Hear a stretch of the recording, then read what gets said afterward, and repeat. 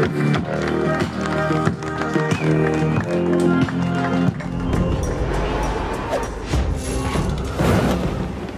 façon, on est toujours esclave des chiffres sur le bateau. Et des chiffres, en voici. Date, samedi 9/09/2023, lieu 29 680 Roscoff, 54e édition de la solitaire du Figaro Paprec, 32 marins, veille de la 3e et dernière étape.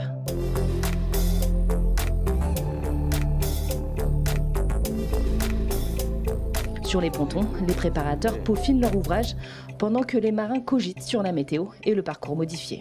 Pour le parcours de la 3e étape de la solitaire du Figaro, comme une dorsale anticyclonique est vraiment présente sur le golfe de Gascogne, on a été contraint de se rabattre sur le parcours alternatif prévu dans la vie de course, qui est un parcours qui, au lieu de traverser 2 fois le golfe de Gascogne, vient chercher un point sur la côte atlantique.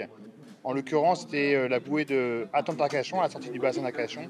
Mais même sur ce parcours alternatif, compte tenu de la situation météo qui était vraiment faible sur le golfe la semaine prochaine, on a été obligé de l'adapter légèrement pour remonter un petit peu cette marque-là et assurer aux marins d'arriver dans la journée du jeudi.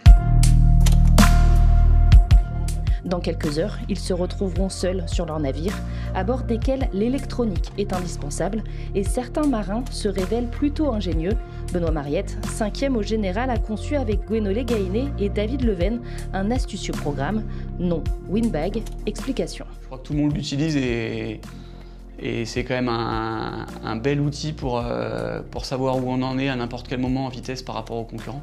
Sans rentrer dans le détail, en fait, on utilise les données des systèmes anti-collision des autres bateaux pour refaire des calculs sur les vitesses. On s'arrache un peu les cheveux parce qu'en fait, c'est parfois un peu dur d'être objectif sur la vitesse des bateaux quand on est en mer. C'est-à-dire qu'on a l'impression d'être rapide ou l'impression d'être lent, mais les impressions ne sont pas toujours bonnes et c'est un peu amplifié par notre état mental à ce moment-là, etc. Et là, c'est quelque chose de parfaitement objectif et c'est visuel. Sur l'écran de l'ordi, on sait exactement le classement de vitesse instantanée ou sur des durées à choisir de tous les bateaux. Et donc parfois, ça nous remonte le moral quand on croit qu'on n'est pas rapide. Quand on regarde autour, on se dit non, faut être objectif et c'est pas si mal. Ou au contraire, on se croit dans une bonne phase et puis en fait, on est le plus lent de la flotte. Donc moi j'ai un peu le nez rivé dessus pendant toute la course, mais je crois que c'est le cas de pas mal de monde.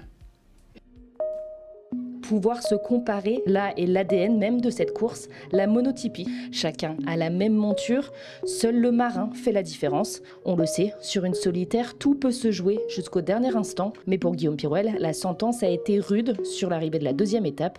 Il affiche plus de 14 heures de retard sur le leader au général, Basile Bourgneau. Sauf énorme coup du sort. Mais non, des étapes comme ça où il y a 15 heures d'écart, je pense que ça se voit une fois tous les 20 ans. Ouais, j'y pense plus au classement général, c'est derrière moi. L'objectif principal, il est plus là, quoi. Il y a plus vraiment d'objectif. Après, ce serait beau quand même de faire un beau résultat sur cette 3e étape. Ça montrerait que je sais rebondir et que je sais aller au-delà du fait d'avoir raté ce classement général. Alors rendez-vous demain à 14 h pour le départ de l'ultime étape.